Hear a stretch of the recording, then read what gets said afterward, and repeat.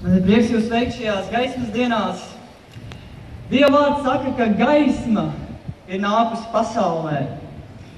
Un šī gaisma ir tā, kas ir atnesusi dzīvību ikvienam, kas tic uz Jēzu Kristu, Dieva dēlu.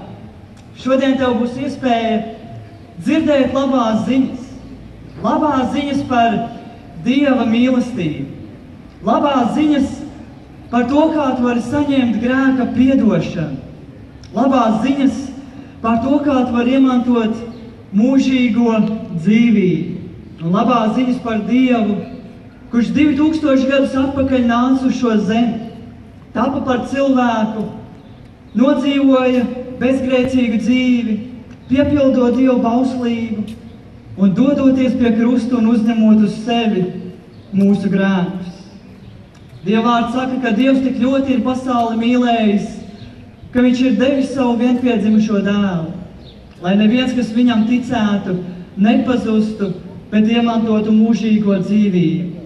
Dievs savu mīlestību pret mums ir pierādījis ar to, kad Kristus par mums ir miris, kad mēs vēl bijām grēcinieki.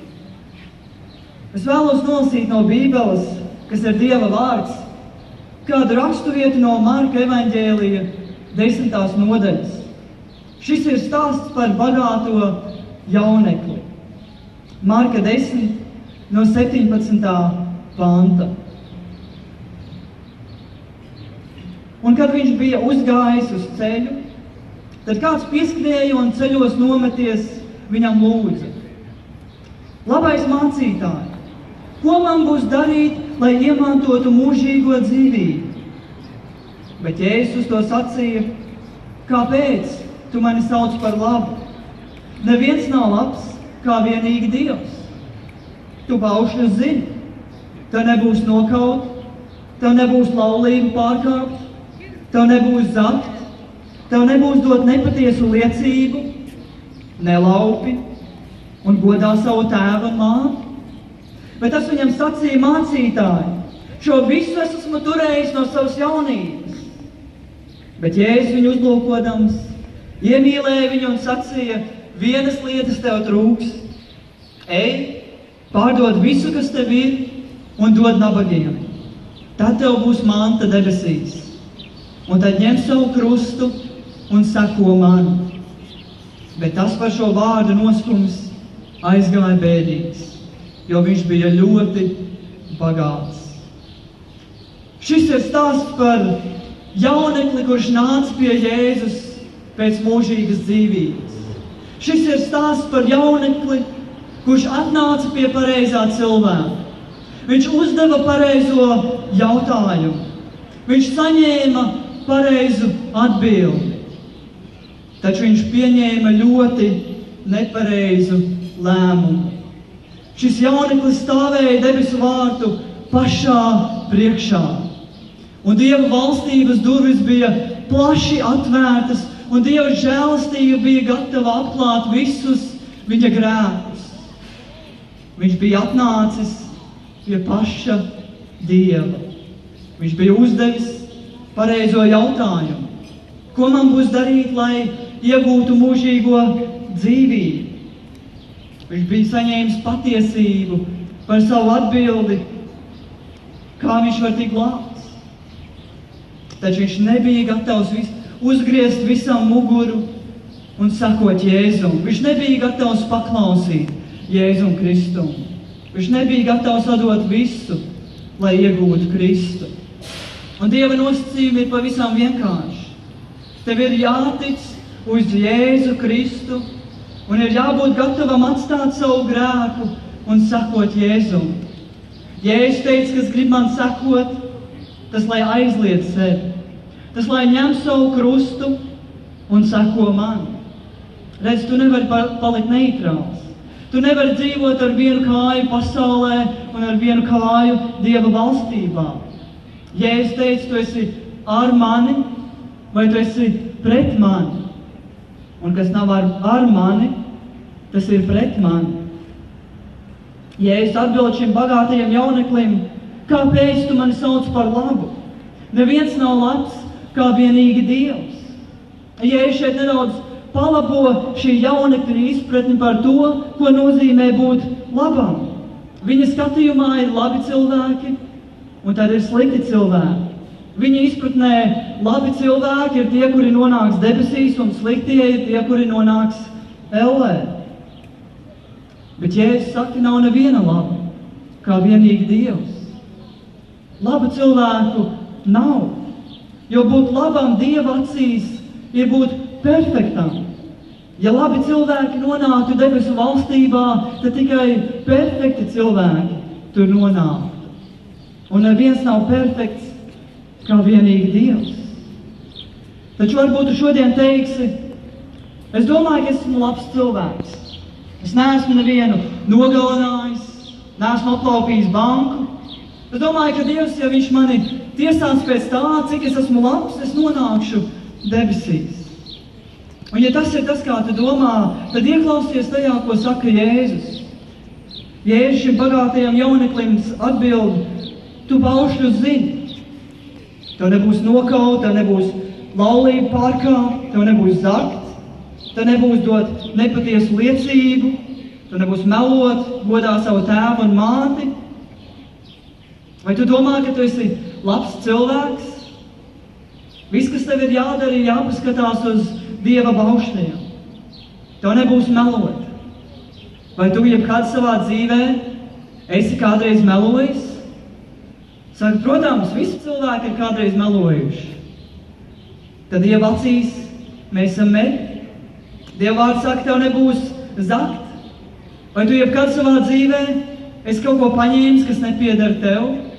Vienalga, cik tas bija sen atpakaļ, vai cik tas bija liels vai mazs, vai tā bija konflikta bērnībā. Trešais bauslis ir tev nebūs zaimot, jeb tukši piesaukt Dievu vārdu. Piektais bauslis ir godā savu tēvu un māti. Kurš no mums varam godīgi pateikt, ka mēs vienmēr esam paklausījuši saviem vecākiem? Bībele saka, ka mēs visi esam grēkojuši.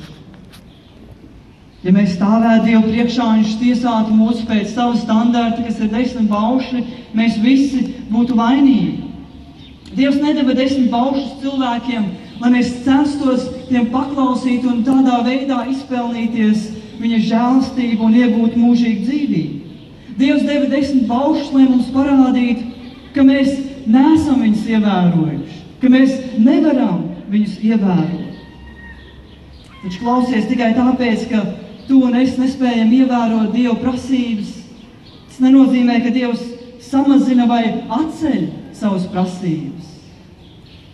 Ja mēs saņemtu to, ko mēs esam pelnījuši, tad neviens cilvēks nebūtu glābts. Taču ir labas ziņas. Un tās ir tās, ka Jēzus Kristus pie krusta saņēma to, ko mēs bijām pelnījuši, lai mēs varētu saņemt Dieva žēlastību. Bībele saka, runājot par Jēzu, tas grēku nedarīja, nedz arī atrada viltu viņa mutē. Viņš zaimots neatbildēja ar zaimiem.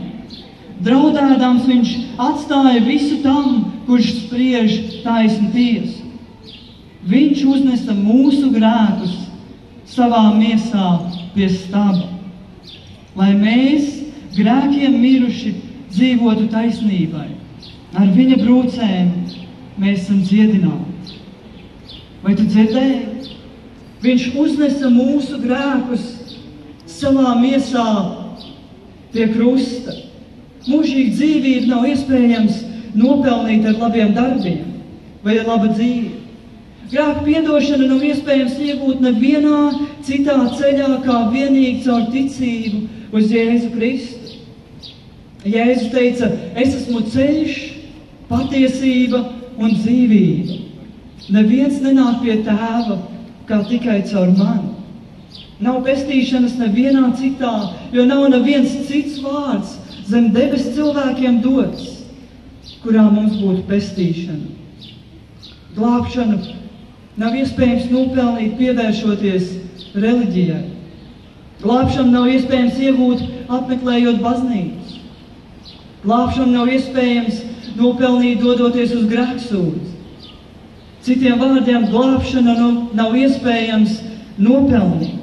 Tā ir Dieva nepelnīta dāvana katram, kurš uzticās Jēzum Kristu. Savā ziņā šis jauneklis uzdeva ļoti pareizu un tajā pašā laikā ļoti nepareizu jautājumu.